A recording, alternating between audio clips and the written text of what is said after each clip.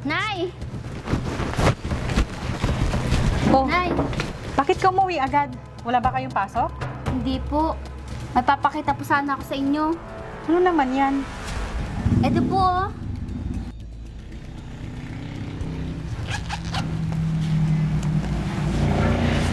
Sobrang daming pera naman nito. Saan to galing, anak?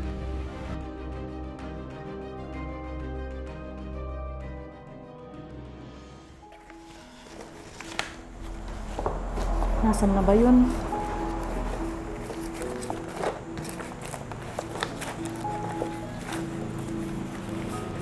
Nay. Brown out na naman po ba?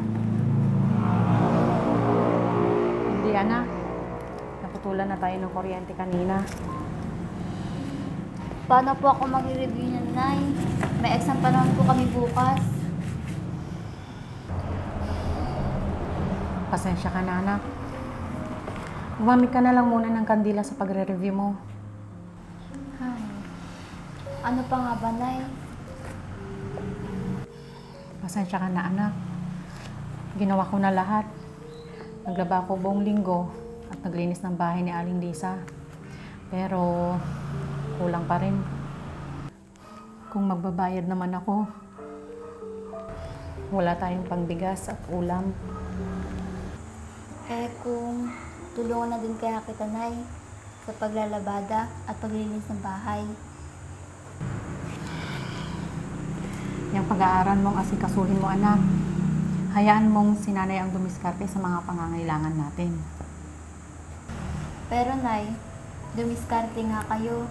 Pero kulang pa din. Mabuti pang huminto na lang sa pag-aaral at magtrabaho na lang din, gaya nyo. Kung hihinto ka sa pag-aaral, paano ang mga pangarap mo? Huwag tayong sumuko. May dilim man, pero may kandila tayo. May utang, pero may pangarap. Kaya, umiti ka na dyan at mag-focus ka lang sa pag-aaral mo. Parang ang hirap naman ngumiti, Nay. Kung walang kuryente. Ano ka ba, anak? Minsan, ang pagngiti ang nagpapaalala sa atin na kayang-kaya natin ang mga problema. Nay, kapag nakapagtapos po ako naman po ang magpapailig sa bahay natin. Ako naman po ang babangon para sa'yo. Salamat, anak, ha? Natutuwa ako dahil napalaki kita ng maayos. O siya, sige na. Pumasok ka na dun sa kwarto mo at mag-aral.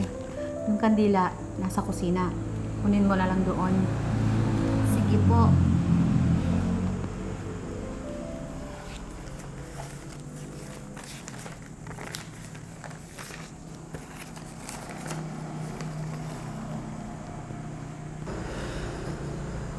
Kawawa naman si nanay. Kung may tutulong lang sana ako.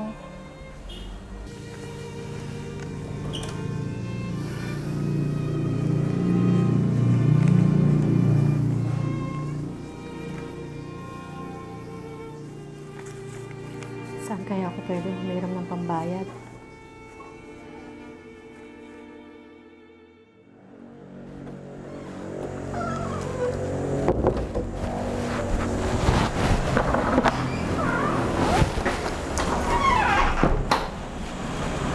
Nay!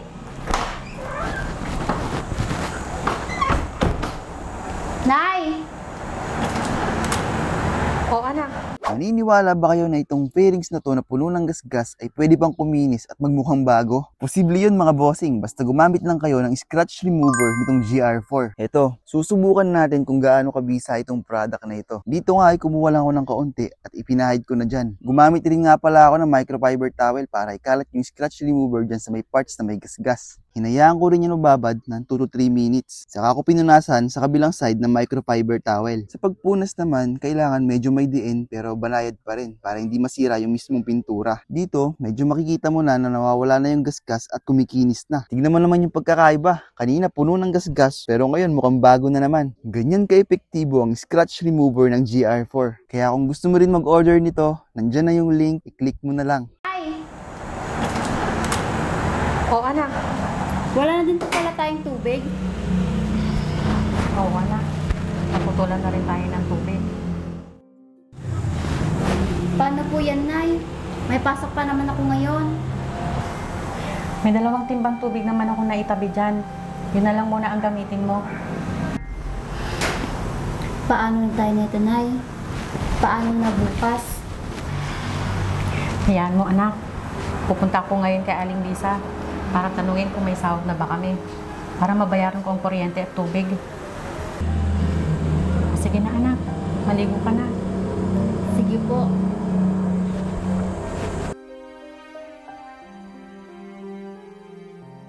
Diyos ko, tulungan niyo po kami ng anak ko. Araw-araw po akong nagtitiis. Gabi-gabing tanong kung may ilaw pa ba bukas o tubig man lang. Hindi ko po hinihinging yumaman. Ang hiling ko lang, makaraos, makatawid sa isa pang araw, at makaambag sa pangarap ng anak kong si Abby.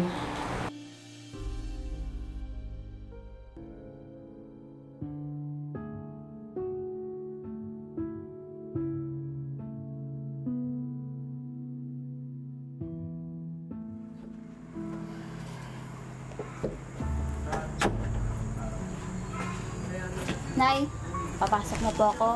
Sige, anak. O, ito yung baon mo. O, sige na, kunin mo na. Baka malate ka pa sa eskwela. Sige po, Nay. Mag-iingat ka, ha. Mag-aaral ka mabuti. Opo, Nay. Salamat po. Alis na po ako.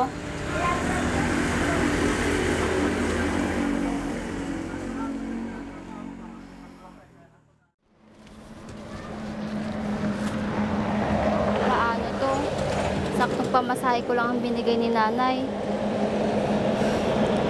Hindi ko nasabing may babayaran kami sa school. Nakakaawa naman siya.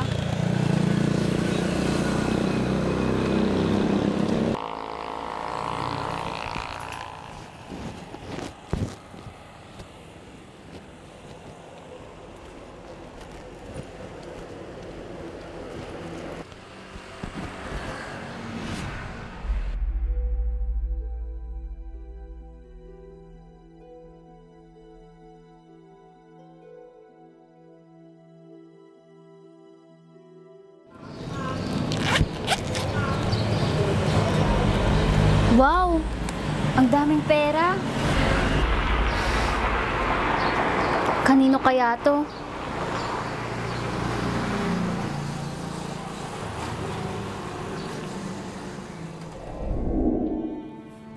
Nay, brown out na naman po ba? Hindi, anak. Naputulan na tayo ng kuryente kanina. Paano po ako mag-review niyan, Nay? May exam pa naman po kami bukas. Pasensya ka na, anak. Gumamit ka na lang muna ng kandila sa pagre-review mo.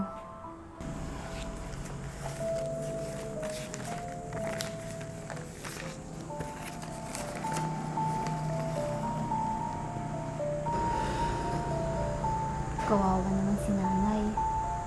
Kung may tutulong lang sana ako.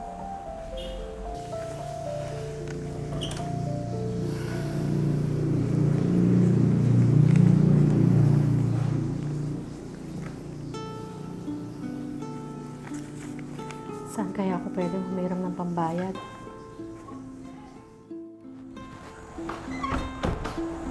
Nay! O, anak. Wala na din po pala tayong tubig. Oo, anak. Naputulan na rin tayo ng tubig. Paano po yan, Nay? May pasok pa naman ako ngayon. May 2 timbang tubig naman ako naitabi dyan. Yun na lang muna ang gamitin mo. Paano na tayo nito, Nay? Paano na bukas? Ito na siguro ang mga sagot sa problema namin ni Nanay.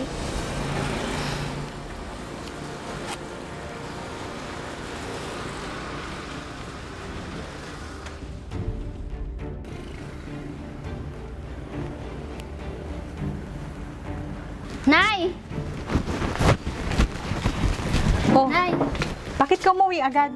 Wala ba kayong pasok? Hindi po. May papakita po sana ako sa inyo. Ano naman yan?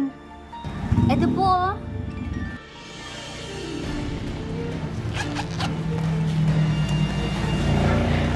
Sobrang daming pera naman nito. Saan to galing, anak?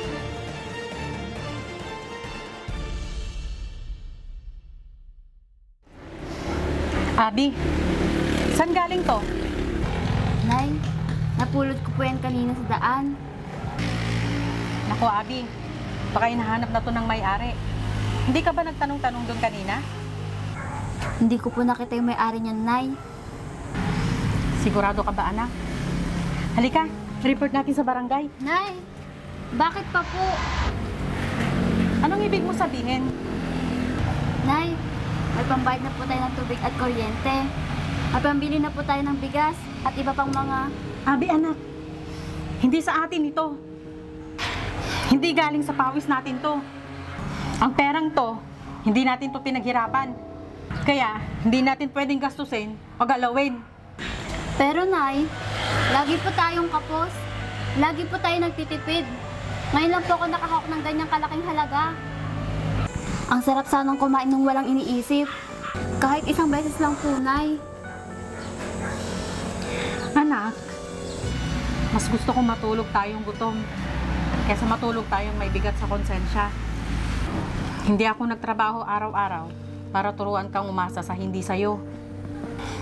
Ang dangal, anak, mas mahalaga yan kaysa sa pera. Nay, sorry po. Nasilaw lang po kasi ako sa pera. Naaawa lang po kasi ako sa inyo. Hayaan niyo po, Nay. Ibabalik ko na lang po yung pera. Yan ang anak ko. Mas pinipili ang tama kahit masakit. Walang yaman ang makakapalit sa malinis mong puso. Pasensya na po talaga kayo, Nay. Hindi na po mauulit. Wala yun, anak. Halika na. I-report na natin sa barangay para mahanap na yung nagmamay-ari nito. Sige po.